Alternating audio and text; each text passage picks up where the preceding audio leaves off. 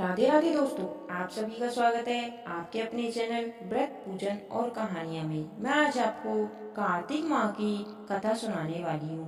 एक समय की बात है, किसी नगर में एक बूढ़ा व्यक्ति रहता था। उसकी 7 बहुएं थी। एक बार कार्तिक का महीना आया और उसने अपनी बहुओं से कहा कि मैं कार्तिक स्नान करूँगा, क्या तुम इसे निभा दोगी?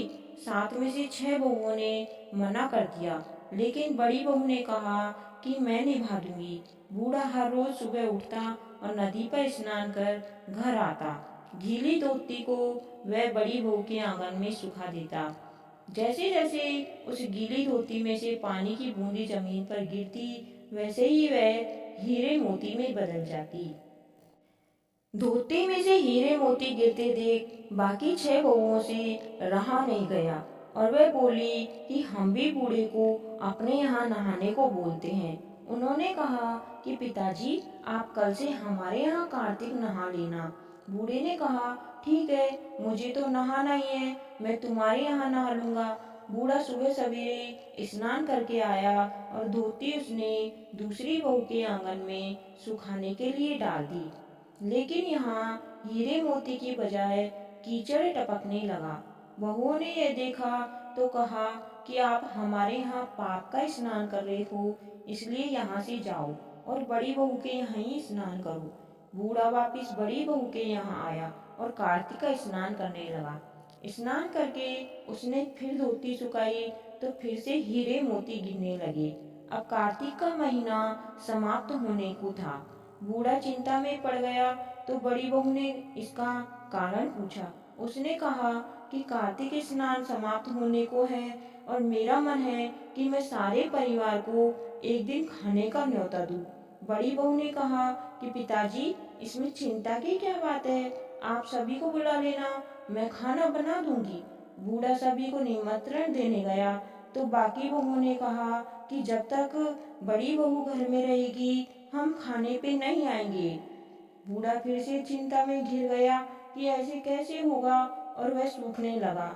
बूढ़े को सूखता देख बड़ी बहू ने कहा, पिताजी, अब आपको क्या चिंता है? बूढ़े ने कहा कि बाकी 6 बहुओं वाली बात बड़ी बहू को बता दी, जिसे सुन वह बोली, पिताजी ठीक है, मैं खाना बनाकर रख जाऊंगी। और उसने वैसे ही किया। खाना बनाकर रख दिया और अपने लिए 4 रोटी लेकर खेत पर चली गई। इधर 6 बहुओं ने खाना खा लिया, लेकिन जाने से पहले बाकी बचे खाने में कंकड़ पत्थर डाल गई कि बड़ी बहू आएगी तो परेशान होगी। इधर खेत में बैठकर बड़ी बहू कहने लगी कि राम जी की चिड़िया, राम जी का खेत, चुग लो चिड़िया भर भर पेट। मेरे ससुरे ने घर में जगह दी है और मैंने खेत में। चिड़िया को बाजरा डाल वह घर आ गई। घर आई तो बूढ़ा फिर उदास बैठा था। उसने फिर पूछा कि यह उदासी क्यों, सब ठीक ठाक निपट गया ना?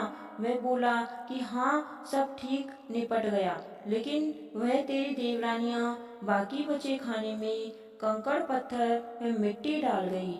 बहू ने कहा कि कोई बात नहीं पिताजी, मैं तो अपने लिए 4 रोटी फिर बना लूंगी। बहू बूढ़े से बात कर घर के भीतर जाकर खाने को देखती है, लेकिन वह देखती है कि जिस खाने में सब कंकड़ पत्थर डालती हैं वह हीरे मोती में बदल गए हैं। घर की जगह मैल खड़ा हो गया है और धन दौलत से भर गया है।